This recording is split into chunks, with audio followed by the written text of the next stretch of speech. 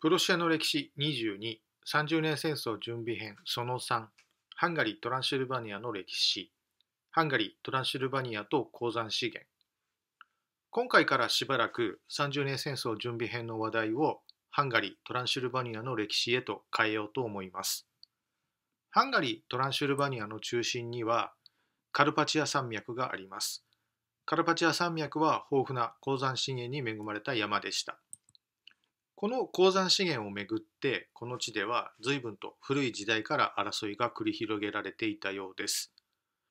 この地の歴史を要約しようとするなら、それはカルパチア山脈とパンノニア平原の鉱山資源をめぐる争いの歴史であったとも言えるような気がします。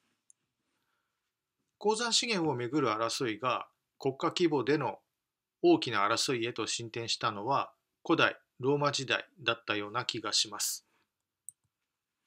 古代ローマ時代、ローマはドナウ川下流北岸をダキアと呼んでいたようです。カタカナの地名にはどうしても馴染みが持てません。地名が持つ歴史を感じ取ることができません。カタカナの地名の意味を探ってみようと思います。最初は今出てきたダキアです。ダとキアに分けます。イアの部分を地名につける設備語、何々の土地とか何々地方というように解釈しようと思います。そうするとダキアはダの土地とかダ地方となります。ドがキアにかかっていくために語尾変化してダとなっているように思いますが、肝心のド、ダが何なのか分かりません。部族名でしょうか、漢詩でしょうか。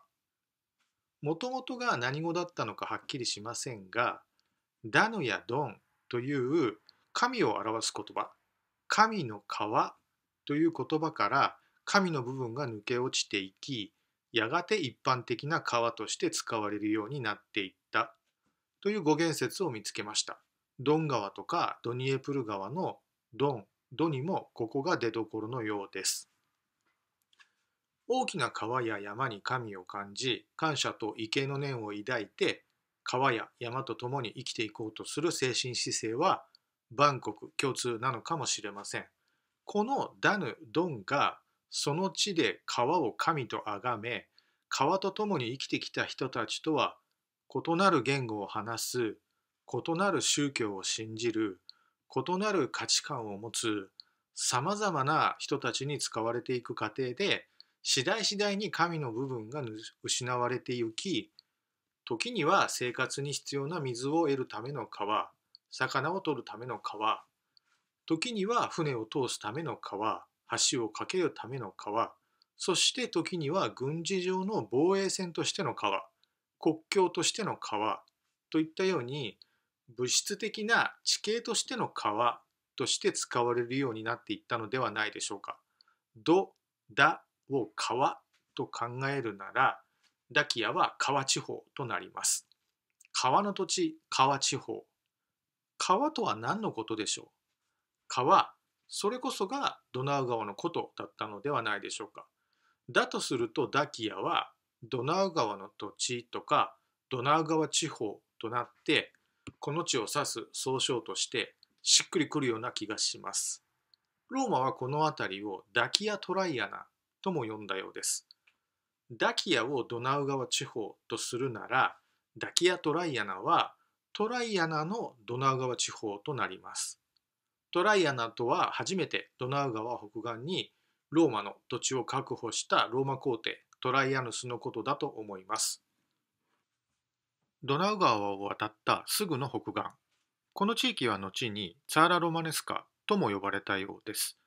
おそらくそれはこの地に随分とローマ文化が浸透した後のことだったのではないでしょうか。というのは、ツァーラ・ロマネスカという言葉にはとてもラテン語に近い響きを感じるからです。ツァーラはラテン語のテラ、土地に相当する言葉だと思います。ロマネスカツァーラではなく、ツァーラ・ロマネスカと後ろから前に修飾する形もラテン語の性格に似ているような気がします。ですからツァーラ・ロマネスカはローマの土地とかローマ人の土地とかローマ風の土地ということになろうかと思います。このツァーラ・ロマネスカをゲルマンはワラキアと呼んだようです。ワラキアとはどういう意味でしょう？ワラとキアに分けます。キアは何々の土地、何々地方で良いと思います。ワラ、ウォールとも読めます。ウォールにはドイツ語でも壁という意味があるようです。ワラを壁だとすると、ワラキアは壁の土地、壁地方となります。壁とは何のことでしょう？壁とはハドリアヌスウォールのようなローマが敵対部族の侵略に備えて建設した防護壁、防衛壁のことだったのではないでしょうか。この辺りにはトライアヌス・リメスやコンスタンチヌス・ウォールが建設されたようです。次はカルパチア山脈です。カルパとチアンとマウンテンズに分けます。チアがマウンテンズにかかっていくために語尾変化してチアンだと思います。カルパはカルピがチアにつながっていくための語尾変化だと思います。そうするとカルパチア山脈はカルピの土地の山々となります。カルピとはこの地でローマと戦ったカルピ族のことだと思います。次は今のカルパチア山脈とセットで考えたいパンノキア、パンノニアです。パンノキア平原とかパンノニア平原とした方が通りがいいかもしれません。パンノとニア、キアに分けます。ニア、キアを土地、地方と考えます。パンノとは何でしょう？パンには泥沼とか泥湿地という意味があるようです。南米にある大湿原地帯、パンタナルやパンパはここが出どころでしょうか。パンナではなくパンノでニやキアにかかっていますが、パンを泥沼と捉えようと思います。